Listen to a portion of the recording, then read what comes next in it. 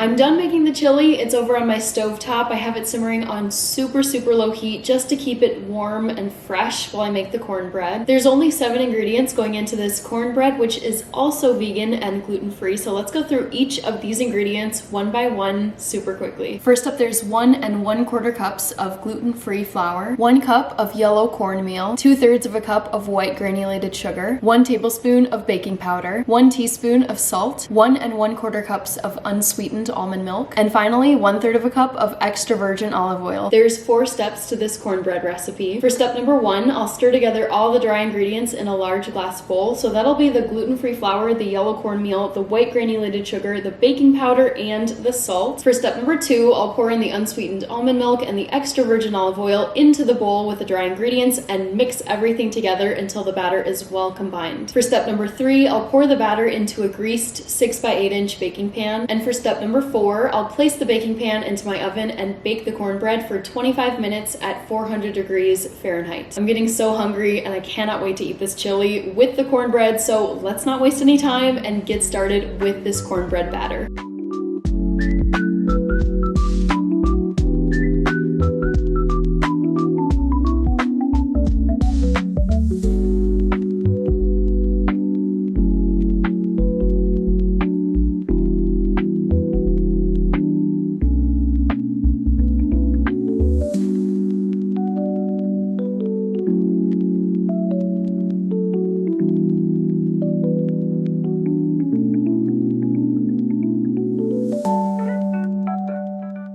It's finally time to dig into this vegan and gluten-free chili and the cornbread. Enough talking, let's just get to the chili. It got nice and thick as it was sitting there on the stove, and I can see so many of the tofu meat chunks, quote-unquote meat chunks. Trying not to make a mess, but it's always a challenge. And now for this gorgeous cornbread. Before I cut into it, I want to show you a close-up of the pan. I love when cornbread splits on the top like it did here, and the smell is so good. This is cutting so easily. It's so soft, I can tell. Just to give you a sense of the texture inside, it's kind of spongy. There's a nice crispy exterior on it. Overall, I'm loving how this looks. All right, I'm gonna give myself a little bit more room here just so I'm not knocking food everywhere. I do love dunking the cornbread. I think it's so fun. All right, this is looking pretty messy, but let's dig in and see what it tastes like.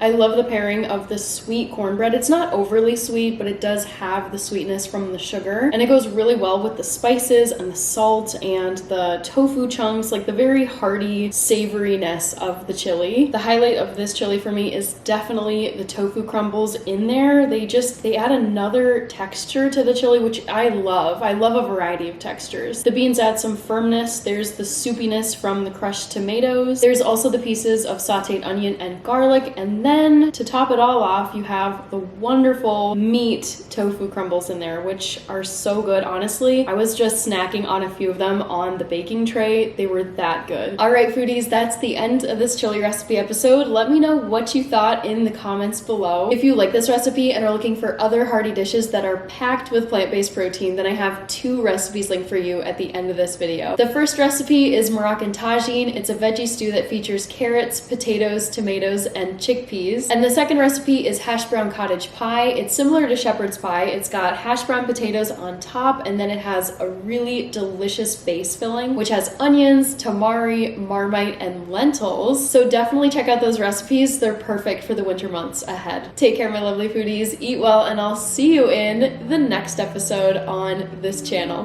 Bye!